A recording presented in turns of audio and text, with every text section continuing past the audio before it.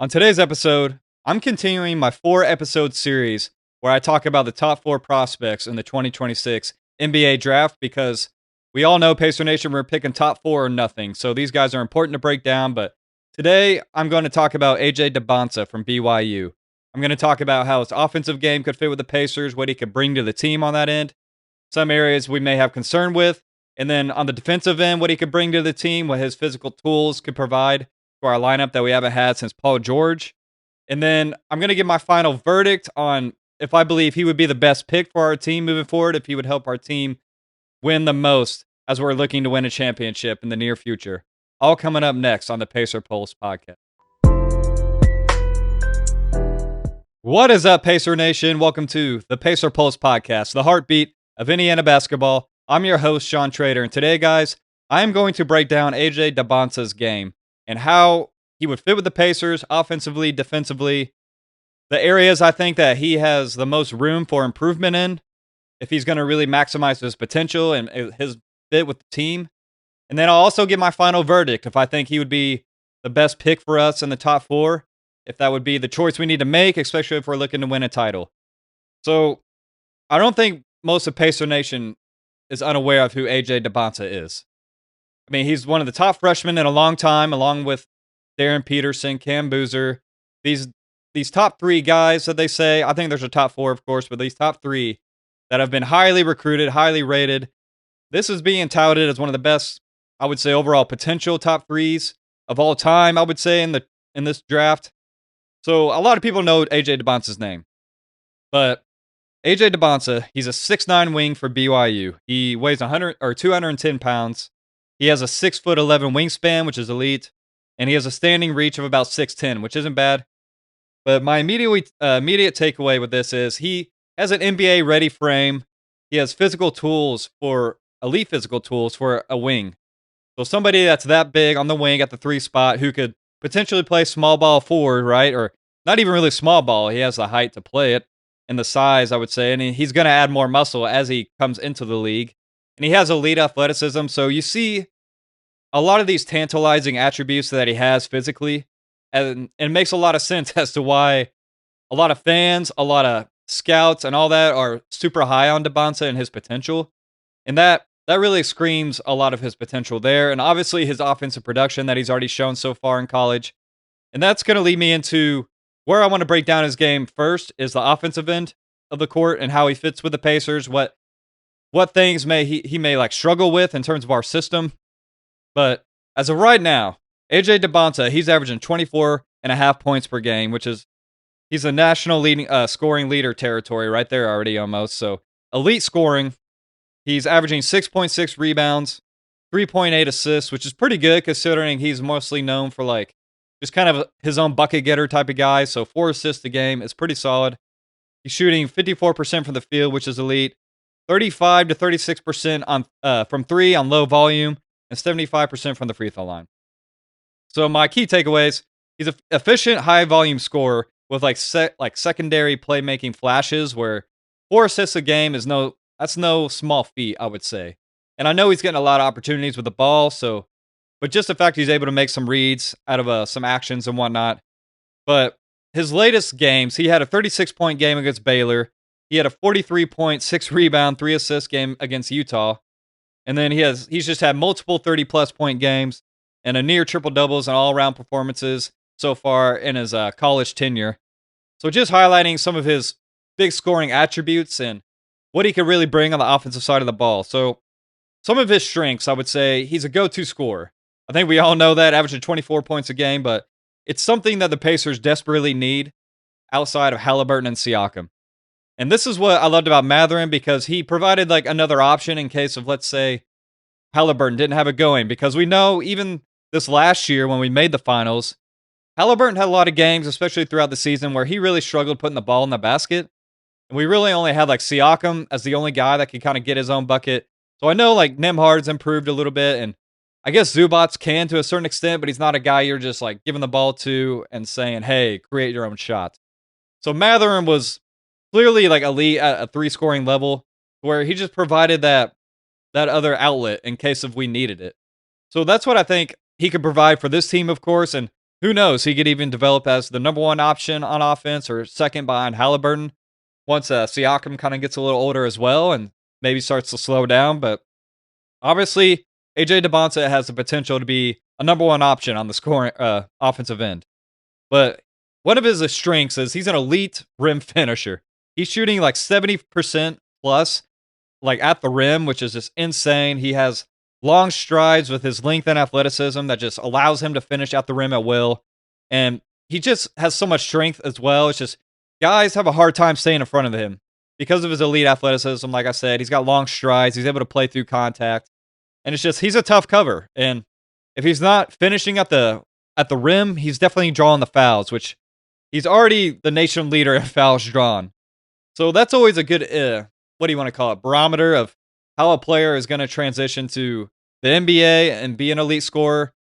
All the best scorers in the NBA essentially can get to the free throw line. And that's kind of pretty much proven. I mean, we see that with Luka, with the Anthony Edwards of the world, even Austin Reeves, who's an elite scorer this year, just to name a few different guys that really get to the free throw line. SGA, even if some of these guys like foul bait and whatnot, it's still an elite skill to have, is to be able to get to the free throw line. Something that we don't really have, especially now that we traded Mathurin. Nembhard's improved a little bit. Hopefully, Haliburton can improve now that he's got this added strength to his game. And hopefully, we're not going to be able to expect that right away. Siakam, it depends on the game, but he can get to the line too, but he's not a strong free throw shooter. But it is something that he's going to be able to really bring to this team that we desperately need. Just a strong downhill attacker that's going to finish at the rim at will, which we struggle to score inside the paint, guys. So imagine all the paint points that AJ Dybantsa is going to help bring to this team. It really helps open up the rest of the floor when a guy is able to do this. And then he's extremely good at the mid-range shot.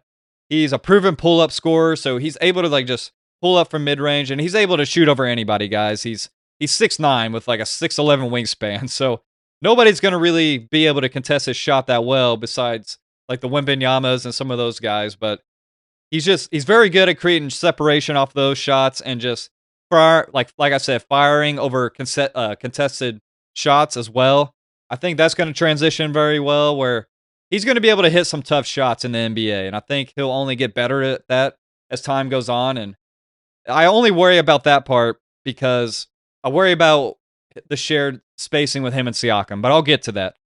And then the next thing is he's shown a lot of playmaking flashes. So he's averaging 3.8 assists per game right now, which is more than Darren Peterson, actually, which is probably surprising, but I would say if that's because Dybantsa has the ball in his hands a lot more.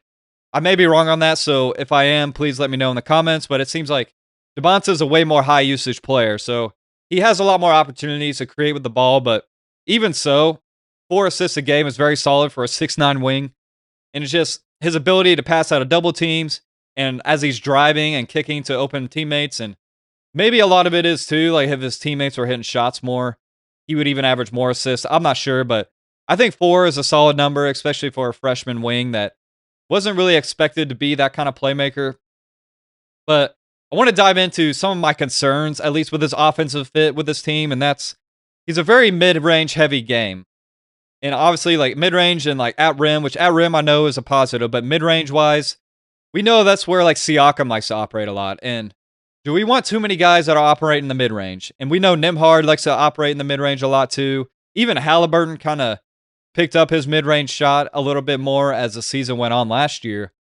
So how much do we really need somebody that's just going to try to dominate from the mid-range and that's not really exactly a strong three-point shooter? So he's 35%, but it's on low volume. It's mostly off dribble, limited catch and shoot shots. So we know that within this system, he's mostly going to be a spot up shooter. I know they would give him his opportunities to create off the dribble, and that's probably with certain lineups, especially if he's playing with bench lineups, etc.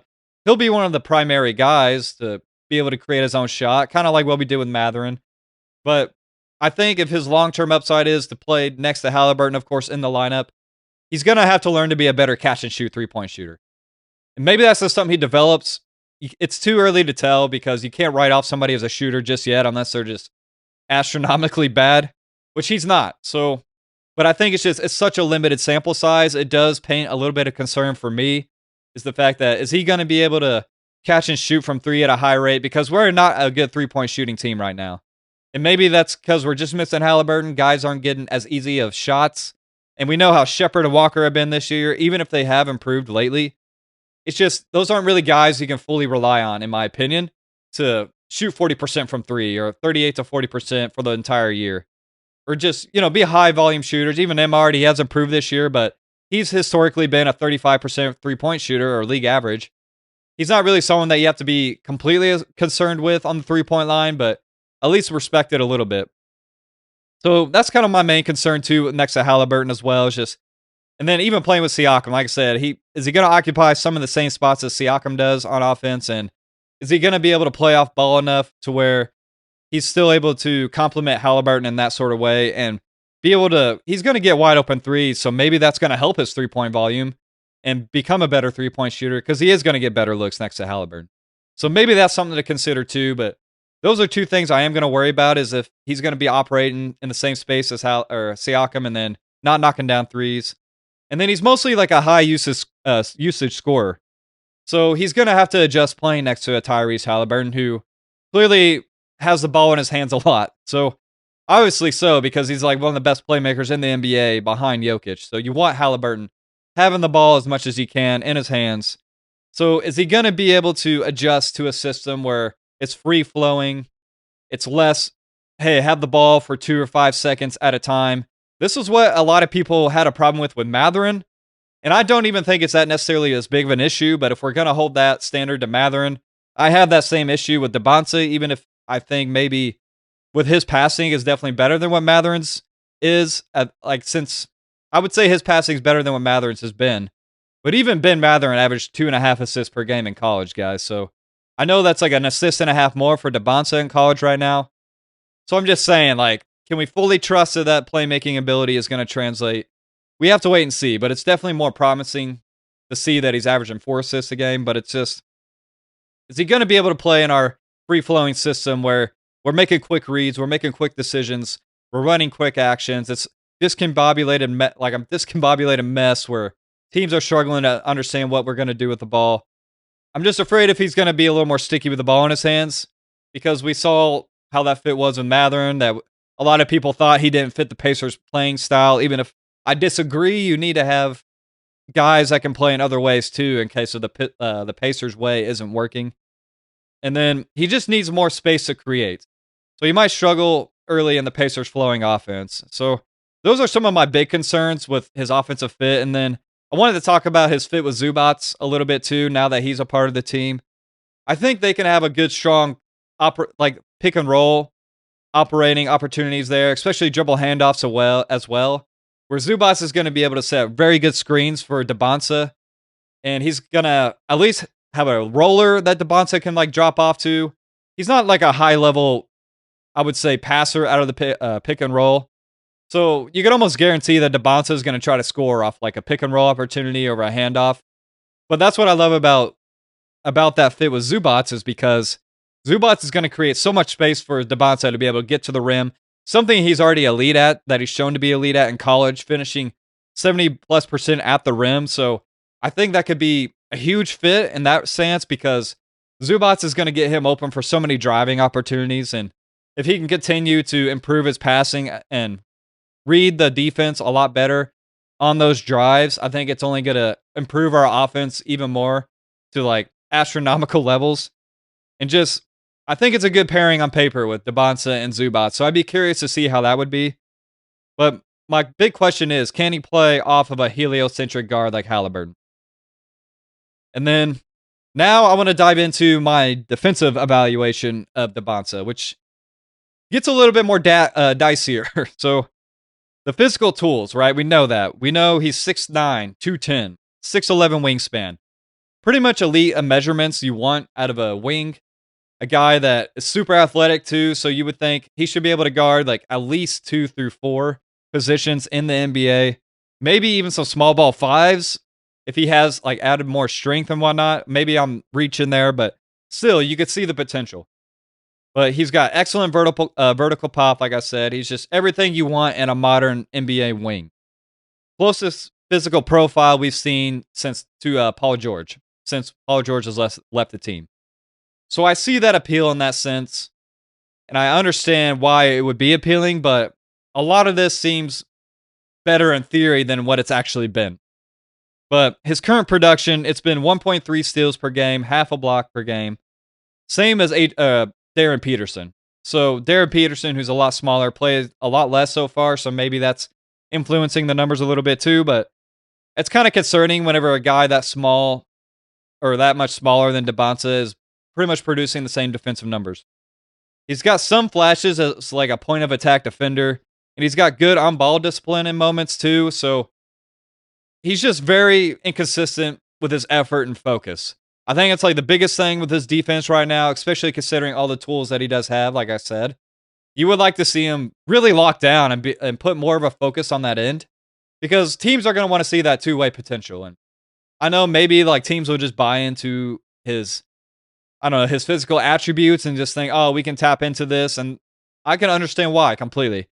But that is something to be completely concerned with, is that he's not been very strong on the defensive side, given his like physical gifts, as much as he is above like almost anybody in college basketball with those physical tools. And just his positioning and rotations are behind where they should be right now. He could be a defensive liability early on, especially off ball, I would say, where he doesn't understand positioning yet, help defense, those type of things, where I think we're going to see him get burned a lot like early on, especially maybe not as bad as like what we've seen with Mathurin at his lowest points. And I'm not trying to say they're the like same player. I want to say they're like the same archetype. I'm just saying and comparing them to a player that we've kind of had issues with, I guess. But I also believe that maybe adding Zubac now can help cover for a lot of these deficiencies too. And if he can really just show that he's like a strong on-ball defender, and maybe like if he has a lighter load on the offensive end, he can expend more energy and focus on the defensive end. Those are maybe some positives you would try to look towards if you want to try to talk yourself into his defensive game a little more. But will he ever become the defensive wing stopper that the Pacers desperately need? So we know, like, obviously Nesmith is great, but he's limited in certain matchups. Like, he's obviously not guarding like the Kevin Durant's of the world or any other bigger, like taller wings, which are just, there's not many of those guys in the NBA at least too. So maybe you're not fully concerned with that aspect. But all in all, I want to end like, before I get to my final verdict, just my areas I'm concerned with his overall fit with the Pacers. I worry about the 3-point shooting. Needs to become a serious catch and shoot threat next to Haliburton. I think that's why it's worked so well with Nesmith, and just the fact that Nesmith's like an elite 3-and-D type of player. I think that's why he fits so well next to Haliburton. So we have to see that Dybantsa can at least catch and shoot from three at a high clip, and not just on low volume. Hopefully, at least 5 attempts per game, even or more. We got to see that if we're gonna believe in his offensive fit next to Haliburton, and just his defensive inconsistency with the elite tools, like I mentioned. You got to see more effort. Hopefully he can finish the season strong on the defensive end, and hopefully he's got that in him where he's got the motor and drive. And that's maybe something you worry about the most, Pacer Nation, is if he doesn't have that motor or drive to be excellent on defense, even though he has all the tools in the world. That is something to be a little more concerned about. I worry about if he's just a ball dominant player and a high usage player, if he's going to be able to make an impact off the ball more so, because that's what he's going to have to do in this system. Maybe it's a little bit less if he can come off the bench, which he would starting off if he got drafted by us. But then again, we like to put the ball in TJ's hands too off the bench. So it would be interesting to see how that would work. And then it could stagnate the offense if he doesn't adjust to the Pacers' movement of style. So that's something I'm a little bit concerned about too, if we're really trying to focus on fit as well. I worry about if he's going to be able to fit in that regard, or is he going to get a little sticky with the ball in his hands. And I could be completely wrong with that, but I do think that's something to be legitimately concerned about. Maybe you don't worry about it and you figure it out because it's such a high-end talent. You know what I mean? Sometimes talent just beats that out. But I would say, Pacer Nation, my final verdict, is he the best pick for the Pacers out of the top 4? I'm going to say no. And I know if you listen to my last podcast episode where I broke down Darren Peterson's game first, I think he's the best fit so far. I don't think Dybantsa is, just because of like what I mentioned just in my concerns, like his stagnant offense, like ISO heavy offensive play, his limited 3-point catch and shoot shooting, his defensive inconsistencies. I worry about that as well. That's where I'm kind of like, I would rather have Peterson over Dybantsa for sure as of right now, even amidst like Peterson's medical concerns. So that could completely flip, right? If Peterson's medicals come back and they're bad, then clearly that changes my position. But as of right now, I would pick Peterson over Dybantsa still, just because of Peterson's overall upside still, and I think he's going to fit the team's offensive philosophy a lot better, and just defensively, he could play just as well. And I made this argument in the Peterson one where we saw the Thunder just win the NBA Finals with like a 6'5", 6'6" wing and Jalen Williams. We just made the NBA Finals with Aaron Nesmith as a 6'6" wing and Ben Mathurin as a 6'6" wing off the bench. So is it absolutely necessary to have a 6'9" wing out there that, it's just, to me, I think that's proven to me even more that it's not, you're not going to draft somebody just because they have this immense amount of length and size over somebody else that may just have a lot more talent or just be a better fit in your system and still has immense potential. So that's kind of where I'm at with him. It's just like, does he fit next to Haliburton long term? That's my biggest question. Is he going to be able to play off Haliburton, be a catch and shoot shooter, and just not be so ISO heavy, dominant, like on the ball wise? Can he coexist with Siakam in the mid range? That's where I kind of worry about too, because you don't want too many guys operating in the mid range. And I would even kind of throw Nembhard in that category too. We don't want like too many guys where like a lot of their shot diet is in the mid range. And then does his rim pressure and scoring outweigh his off ball concerns? I think it can. So that's something I will say is a positive. I think that him finishing at the rim is something we desperately need, that can get to the rim at will and draw fouls. That is something that we desperately need as a team. So I like that aspect. Can Carlisle's system develop his defense and off-ball game? I have to question that because it never really fully happened with Mathurin, I guess you could say, even though he did improve defensively a little bit. But clearly it didn't to the level that they wanted. And is that more of a reflection on Mathurin, or is it more of a reflection on the Pacers for not getting the most out of him defensively the way they could have? So I think that's up for debate. But does Indiana need a go-to scorer more than they need a two-way wing? So that's kind of where you have to make your own determination there. Obviously, he has the potential to be a two-way wing. So maybe you bet on that.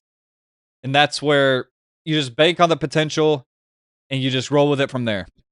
But yes, he's the pick, or somebody else fits better.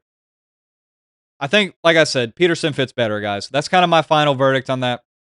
Let me know what you guys think in the YouTube comments. Do you think Darren Peterson is a better fit than Dybantsa? Would you still pick Dybantsa and just bank on him becoming a better three-point shooter, becoming a better all-around consistent defender? And do you think he could reach elite levels on the defensive end as well? Let me know what you think in the YouTube comments. And please always leave a like, comment, subscribe on YouTube. It would mean a lot. It helps the YouTube channel grow. And then if you guys could please listen to the listening platforms anywhere you listen to your your podcast, But as always, please leave a 5-star review on Apple Podcasts and Spotify. It means the world to me, and any other listening platforms. And I just can't thank you enough, Pacer Nation, for listening to this episode, and always for listening. I love talking to you guys in the comments about the team. It's a lot of fun for me, and it gives me a lot of people to talk to about the team because I love this team, guys. I'm just a diehard fan like y'all, so love talking to you guys about the team. And as always, guys, if you could please look out for the next episode too. But if you haven't listened to the Darren Peterson one, I advise you to listen to that. It was very good, I thought, and just you get a better picture of how he could possibly fit with this Pacer team.